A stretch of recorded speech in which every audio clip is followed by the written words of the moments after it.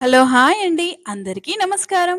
This is Aaru's kitchen. Welcome to our channel world famous kitchen food. ఈరోజు మనం చాలా రుచికరమైనటువంటి రసంనైతే prepare చేసుకోబోతున్నాం. మన ఇండియాలో చాలా అంటే చాలా మంది రెగ్యులర్గా ఈ రసంనైతే ప్రిపేర్ చేసుకుంటూ ఉంటారు. ప్రతిరోజు రైస్లోకి ఏ కర్రీ వండినా కూడా ఈ రసం అనేది తప్పకుండా వండి తీరాల్సిందే. ఎందుకంటే ఈ రసం అంత టేస్టీగా ఉంటుంది కాబట్టి. అలాంటి రుచికరమైనటువంటి ఈ రసంని మనం ఎలా ప్రిపేర్ చేసుకోవాలో ఇప్పుడైతే మనం ఈ వీడియోలో తెలుసుకుందాం. మీరు కూడా ఇంట్లో ఇలాగే ప్రిపేర్ చేసుకుంటే స్కిప్ చేయండి. కానీ నేను ఎలా ప్రిపేర్ చేస్తున్నానో ఒక్కసారి ఇలా ట్రై చేయండి. ఎందుకంటే ఇలా చేస్తే గనక ఈ రసం అనేది చాలా అంటే చాలా బావుంటుంది. ఇక మీరు ఏ కర్రీస్ వండినా కూడా ఈ రసంతోనే ఇంట్లో ఉన్న వాళ్ళందరూ చక్కగా తినేస్తారు. ఇక మనం రసం ఎలా ప్రిపేర్ చేసుకోవాలో ఇప్పుడైతే మనం తెలుసుకుందాం. ఈ రసం మనం ప్రిపేర్ చేసుకోవడానికైతే చిన్నగా ఉన్నటువంటి 2 టొమాటోస్‌నైతే తీసుకోండి.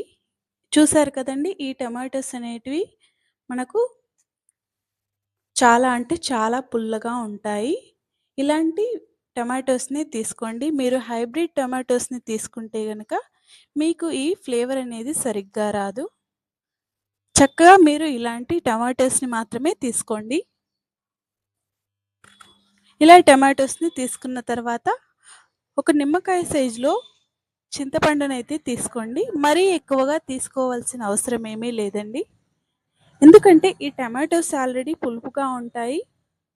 చింతపండు కూడా పులుపుగా ఉంటుంది కాబట్టి ఇలా తీసుకొని రెండింటిని చక్కగా వాష్ చేసుకోండి.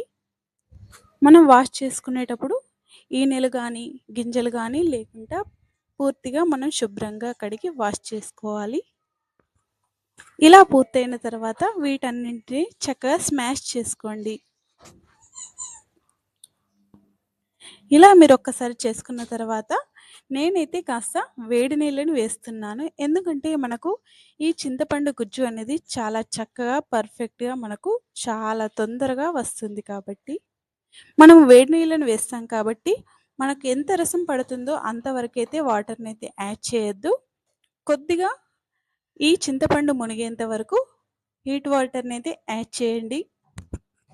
ఇక రసం మొత్తం కలిపేసుకున్న తర్వాత మనకు ఎంత రసం కావాలో పులుపుకు తగ్గట్టుగా వాటర్‌నైతే యాడ్ చేసుకొని ఇలా వడపోసుకోండి. ఆ తర్వాత ఒక ప్యాన్ పెట్టేసుకొని అందులో ఆయిల్ వేసేసి కొద్దిగా ఆవాలు, జీలకర్రనైతే వేసుకోండి. ఇలా వేసుకున్న తర్వాత దీనిలో మసాలానైతే మనం వేసుకోవాలి. ముందుగా ప్రిపేర్ చేసుకున్నటువంటి మసాలా అయితే ఉంది కదండీ! దానినైతే ఇందులో పూర్తిగా వేసేయండి. ఈ మసాలా అనేది పూర్తిగా మనం వేశాక మెయిన్ థింగ్ ఏంటంటే ఇప్పుడేనండి. ఎందుకంటే మనం ఈ రసం ప్రిపేర్ చేసుకునేటప్పుడు ఈ మసాలా పూర్తిగా మనం వేశాక హై ఫ్లేమ్‌లో అస్సలు పెట్టకూడదు. లో ఫ్లేమ్‌లో ఉంచాలి. ఎందుకంటే ఇది చక్కగా అడుగంటిపోయి ఫ్లేవర్ అనేది కంప్లీట్‌గా మారిపోతుంది కాబట్టి పూర్తిగా మనం లో ఫ్లేమ్‌లో ఉంచి మాత్రమే ఇలా చేసుకోవాలి.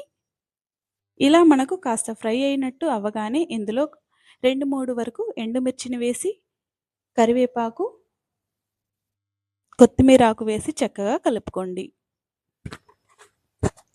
ఇలా కలుపుకున్న తర్వాత కొద్దిగా పసుపును కూడా యాడ్ చేసుకోండి. ఇలా యాడ్ చేసుకున్న తర్వాత మనం ముందుగా ప్రిపేర్ చేసుకున్నటువంటి రసంనైతే ఇందులో వేసుకోండి. చూసారు కదండీ! చాలా అంటే చాలా బావుంటుంది. ఒక్కసారి ఈ విధంగా మీరు ట్రై చేసి చూడండి. ఎందుకంటే చాలా అంటే చాలా బావుంటుంది.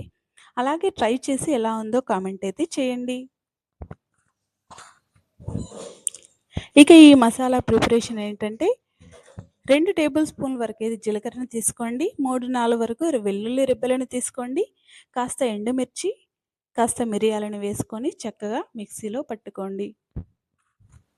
ఇలా పట్టుకున్న తర్వాత మనం ఫ్రిడ్జ్‌లో ఉంచుకుంటే కనుక వారం రోజులైనా చక్కగా నిల్వ ఉంటుంది. లేదంటే ఎప్పటికప్పుడు మనం కొద్దిగా ప్రిపేర్ చేసుకున్నా పర్వాలేదు. ఇక ఇందులోనే కొద్దిగా సాల్ట్‌ని కూడా మనం రుచికి తగ్గట్టుగా సాల్ట్‌ని కూడా యాడ్ చేసుకోవాలి. ఇక ఇదంతా మసాలా అండి. ఇది ఇందులో వేస్తే గనక చక్కటి ఫ్లేవర్ అయితే వస్తుంది. చాలా అంటే చాలా బావుంటుంది. ఇలా ఒక పొంగు వచ్చిన తర్వాత సర్వ్ చేసుకుంటే సరిపోతుంది. మా వీడియో నచ్చితే లైక్ చేయండి, షేర్ చేయండి. అలాగే మా ఛానల్‌ని సబ్స్క్రైబ్ చేసుకోండి. థాంక్